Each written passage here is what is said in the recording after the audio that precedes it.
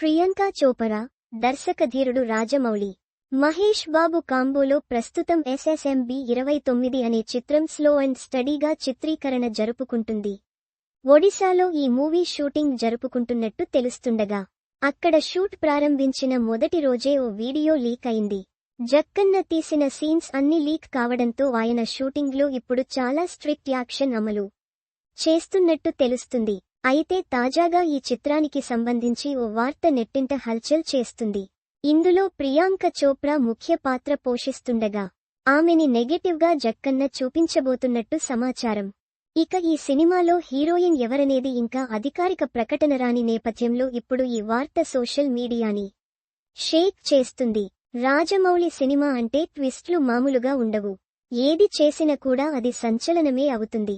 ప్రస్తుతం నెట్టింట చక్కర్లు కొడుతున్న ఈ వార్తలలో నిజమెంత ఉందనేది తెలియాల్సి ఉంది. ఇక రాజమౌళి తన సినిమా షూటింగ్ జరుగుతున్నప్పుడు కేవలం నటన, టెక్నికల్ అంశాల్లోనే కాకుండా సెట్లో క్రమశిక్షణ మరియు పర్యావరణంపై కూడా ప్రత్యేక శ్రద్ధ తీసుకుంటారనే విషయం మనకు తెలిసిందే. ఇది మరోసారి వెల్లడైంది. మహేష్తో షూటింగ్ చేస్తున్న ఆ లొకేషన్లో ప్లాస్టిక్ వాడకాన్ని పూర్తిగా నిషేధించారు. కఠిన నిబంధనలతో షూటింగ్ ఈ మూవీ సెట్లో రాజమౌళి అమలు చేస్తున్నట్లు తెలుస్తుంది.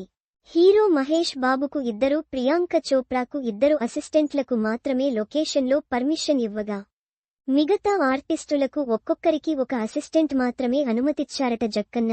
నిజానికి ప్రియాంక చోప్రాకు మేకప్ మరియు వ్యక్తిగత సహాయకులుగా దాదాపు 13 మంది ఉంటారు. కానీ ఈ సెట్లో కేవలం 2కి మాత్రమే అనుమతి ఇవ్వడం ఇప్పుడు చర్చనీయాంశంగా మారింది.